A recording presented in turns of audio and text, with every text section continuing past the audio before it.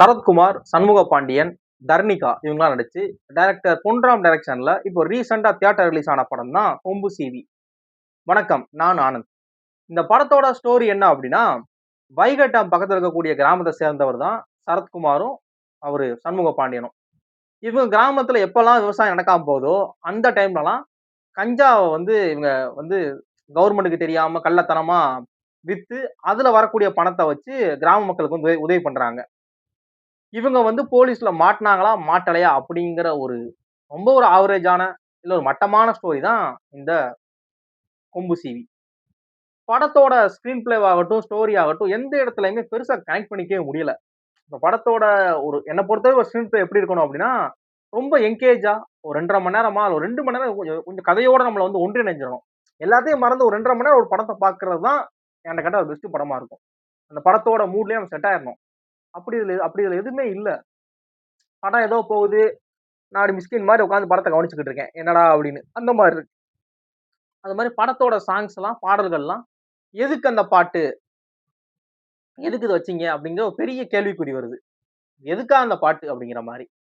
அது மாரி படத்தோட காமெடி சீன் எந்த காமெடிக்குமே எனக்கு பெருசா சிரிப்பு வரல. நான் சிரிச்சது அப்படின்னா, ஒரு 2, 3 காமெடி அவ்வளவுதான். இனிமே அவங்க என்ன பண்ணணும் அப்படின்னா, இந்த புகைப்பிடித்த உடல்நலத்திற்கு கேடுன்னு சொல்லி டிஸ்க்ளைமர் போடுவாங்கல்ல. அந்த மாரி டிஸ்க்ளைமர ஒரு டாப்லயோ, இல்ல லெஃப்ட் சைடுல கார்னர்லயோ போட்டாங்கன்னு வச்சுக்கோங்களேன். அது ரொம்ப கரெக்ட் ஆயிரும். இது நகைச்சுவை அப்படின்னா, நம்ம சிரிக்க ட்ரை பண்ணலாம். படத்துல காமெடிக்கான ஆர்டிஸ்ட்லாம் உள்ள இருக்காங்க. காளி வெங்கட் இருக்கிறாரு. அவரு அம் மரியம் ஜார்ஜ் அவரு இருக்காரு அப்படின்னு சொல்லி நெறைய பேர் இருக்காங்க. ஆனா காமெடி மட்டும் இல்ல. அதான் பிரச்சனை. அது மாரி படத்துல நடிச்ச ஒவ்வொரு ஆர்டிஸ்ட்டுமே, சரத்குமார் ஆகட்டும், சண்முக பாண்டியன், அவங்க டெபியூட்டன்ட் தர்ணிகா, அவங்களுக்கு இதான் முதல் படம் கூட. அவங்களுமே ரொம்ப நல்லா நடிச்சிருக்காங்க. டைரக்டர் என்ன கேட்டிருக்காரோ அதான் நடிச்சிருக்காங்க. அதுல அவங்க யாரையுமே எந்த குறையும் சொல்ல முடியாது. நம்ம டைரக்டர் தான் சொல்லணும். ஸ்டோரியும் ஸ்ட்ராங்கா இல்ல. ஸ்கிரீன் பிளே ஒழுங்கா இல்ல. அவரு என்ன ஆர்டிஸ்ட்ட கேட்டிருக்காரோ, அத அவங்க குடுத்திருக்காங்க. அதுல நமக்கு எந்த வித இதுவுமே இல்ல. அது மாரி அந்த மதுரை ஸ்லாங் பேசுறது. படத்துல தேனி எல்லாமே ஓரளவு அந்த மதுரை ஸ்லாங் ஓரளவு மேட்சா தான் இருக்கும். தேனி, மதுரை, சிவகங்கை, ராமநாதபுரம் எல்லாமே அந்த ஒரு இது இருக்கும். இதுல ஓப்பனிங்ல சரத்குமார் மதுரை ஸ்லாங் பேசுவாரு. அது என்னமோ மதுரை ஸ்லாங் மாரி தெரியல. அவரு என்னமோ இந்த ஸ்கூப் பண்ணுவாங்கல்ல, ஸ்கூப் வீடியோ அந்த மாரி இருந்துச்சு அவர் பேசுறது. அவர் பேசுறது அப்படி இருந்துச்சு. ரொம்ப எதார்த்தமா இல்லங்கிறேன். தெளிவா தெரியுது தலைவன் நடிக்கிறான் அப்படின்னு. அந்த மாரி இருந்துச்சு. ஆனா, அது அடுத்த சீன்ல அந்த படத்துல அட்மாஸ்பியரா வருவாங்கல்ல. இவங்கலாம் ஜூனியர் ஆர்டிஸ்ட்ன்னு நெனைக்கிறேன். எல்லாருமே அந்த தேனி ஊர்க்காரங்களா இருப்பாங்க. அவங்க ரொம்ப பிரமாதமா பேசுறாங்க. அவங்க பேசுறதுல அசால்ட்டா தெரியுது மதர் ஸ்லாங். இவரு வாண்டடா போட்டு இது பண்ற மாரி எனக்கு தோணுச்சு. ஓகேவா? அது மாரி படத்தோட சண்டை காட்சிகள் எல்லாமே ரொம்ப நல்லா இருந்துச்சு. சண்முக பாண்டியன் நெறைய சண்டை காட்சி ரொம்ப நல்லா நடிச்சிருந்தாரு. அது நல்லா படம் பார்க்கிறப்பயே உங்களுக்கு ஃபீல் பண்ணுவீங்க. ஆனா சண்முக பாண்டியனுக்குன்னே பொன்ராம் நெறைய நெறைய அதாவது நெறைய மாஸ் எலிமெண்ட் வச்சிருக்காரு. ஓப்பனிங் சீனே அவருக்குன்னு சொல்லி கிட்டத்தட்ட ஒரு ஒரு மாஸ் ஹீரோவுக்கு என்ன மாதிரியான ஒரு எலிமெண்ட்லாம் வைக்கணுமோ, அதெல்லாம் வச்சிருக்காரு. அவர் ஓப்பனிங்கே ஒரு ரத்த கலவையா தான் இருக்கும். சண்முக பாண்டியன் ஓப்பனிங்கே. அதெல்லாம் கொஞ்சம் பயங்கரமா இருந்துச்சு. அவருக்குன்னே எழுதியிருக்காரு பாருங்க. அத சொல்ல வரேன். சும்மா அவர் படத்துல கொண்டு வந்துட்டோம். ஒரு சும்மா ஒரு ஒரு ஒரு கதாநாயகனா இல்லாம, கதையின் நாயகனா யூஸ் பண்ணாம, படத்துல அவர் நல்லா யூஸ் பண்ணியிருக்காரு. அவருக்கெல்லாம் மாஸ் சீக்வென்ஸ்லாம் நெறைய வச்சிருக்காங்க. தர்ணிகா ஒரு வித்தியாசமான போலீஸ். இந்த மாரி ஒரு போலீஸ நீங்க இதுவரைக்கும் லைஃப்ல பார்த்திருக்க மாட்டீங்க. அப்படிப்பட்ட ஒரு போலீஸா அவங்க நடிச்சிருக்காங்க. அவங்க ஓப்பனிங்ல அவங்க சண்டை போடுறப்ப, இவரு பதிலுக்கு பதில் 2 பேரும் மாத்தி மாத்தி அடிச்சுட்டு இருக்காங்க. அதெல்லாம் எதிர்பார்க்கவே இல்ல. இவரு தர்ணிகாவும், சண்முகப்பாண்டியும் அடிக்கிறாங்க மாத்தி மாத்தி சப்பு சப்புன்னு. அடிச்சுக்கிறப்ப இவங்க அவரு சட்டைய கிழிச்சு விட்டுறாங்க. பதிலுக்கு இவரு சட்டைய கிழிக்க போறாரு. நான்லாம் ஆடி போயிட்டேன். "டேய் என்னடா பண்றீங்க?" அப்படின்னு.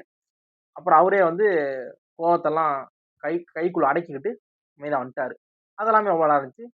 அவங்களுமே கடைசி வரைக்கும் ஒரு ஸ்ட்ரிக்ட்டான போலீஸ் ஆபிசரா, இல்ல காமெடி போலீஸ் ஆபிசரா, அது என்ன மாதிரியான ஒரு கேரக்டர் அப்படின்னு நம்ம புரிஞ்சுக்க முடியல. ஒருவேள பார்ட் 2ல கூட 1 விளக்கம் தருவார்ன்னு நெனைக்கிறேன். படத்துல சில சில காமெடிகள் செட் ஆச்சு. சில சில காமெடி தான் செட் ஆச்சு. நெறைய காமெடியாவே தெரியல எனக்கு.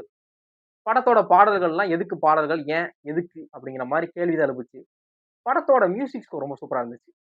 குறிப்பா அந்த இன்டர்வல் கிட்ட ஒரு மியூசிக் வரும். யுவன் பிரிச்சிருப்பாப்ல. அந்த ஒரு இது எனக்கு ரொம்ப புடிச்சிருந்துச்சு. ஒரு வைபா இருந்துச்சு. கேட்கிறப்பயே நல்லா வைபா இருந்துச்சு அந்த இது. அந்த இன்டர்வல் கிட்ட. அது ரொம்ப நல்லா இருந்துச்சு. படத்துல பெருசா சென்டிமென்ட் எந்த இடத்துலயும் கனெக்ட் ஆகலங்க. நெறைய சென்டிமென்ட்டான காட்சிகள் இருக்கு. அது எந்த இடத்துலயுமே பெருசா கனெக்ட் ஆகல. ஸ்டோரியுமே ஸ்ட்ராங்கா இல்ல. இவங்க கஞ்சா விக்கிறது, கருப்புசாமிகிட்ட உத்தரவு கேட்கறது எல்லாமே கிரியேட்டிவிட்டியோட உச்சம். கிரியேட்டிவிட்டியோட உச்சம் பாத்துக்கங்க. கஞ்சா விக்க போறோம். மாட்ட மாட்டோமா? மாட்டுவோமா? அப்படின்னு சொல்லி கருப்புசாமிகிட்ட பூ போட்டு பாக்குறது எல்லாமே சூப்பர் சார். எங்கேயோ போயிட்டீங்க அப்படிங்கிற மாரி யோசிக்க வச்சுட்டாங்க. ஓவராலா ஒரு பிலோ அவரேஜான ஒரு படம் பார்த்த ஃபீல் தான் எனக்கு கிடைச்சுச்சு. இதுவே இப்ப நீங்க இந்த படத்த வந்து ஏன் பார்த்தீங்க? பார்க்காம இருக்கலாமான்னு கேட்டா, நான்லாம் ஓப்பனா இருக்கலாம். வேணாம் படத்துக்கு போ வேணாம். ஓடிடில வந்ததுக்கு அப்புறம், அதுவும் உங்களுக்கு ஃப்ரீயா எப்பலாம் ஃப்ரீ டைம் இருக்கோ அப்ப பாருங்க. மத்தபடி அப்படி ஒண்ணும் இதுல சுவாரஸ்யமா இல்ல. அது மாரி படத்துல ஒரு மெயினான விஷயம், படத்துல எந்த விதமான ஒரு ஒரு ஒரு 18+ ஆன காட்சிகள் எதுவுமே இல்ல. ஃபேமிலியோட பார்க்கலாம் அவ்வளவுதான். காமெடி எனக்கு பெருசா கனெக்ட் ஆகல. மேபி உங்களுக்கு கனெக்ட் ஆகலாம். பிடிச்சிருந்தா பாருங்க. உங்க நியர்பை தியேட்டர்ல படம் நிச்சயமா அவைலபிளா இருக்கும். பார்த்துட்டு உங்களோட ஒப்பீனியன மறக்காம கமெண்ட் பாக்ஸ்ல கமெண்ட் பண்ணுங்க. உங்களுக்கு பிடிச்சுச்சா, பிடிக்கலையா அப்படிங்கிறத. வேற ஏதாவது படத்த நான் ரிவ்யூ பண்ணணும்னு நெனச்சீங்கன்னா, அந்த படத்தோட நேம நம்ம கமெண்ட் பாக்ஸ்ல கமெண்ட் பண்ணி வைங்க. என்னோட ஒப்பீனியன நான் ஹானஸ்ட்டா சொல்றேன். தேங்க்ஸ் ஃபார் வாட்சிங்.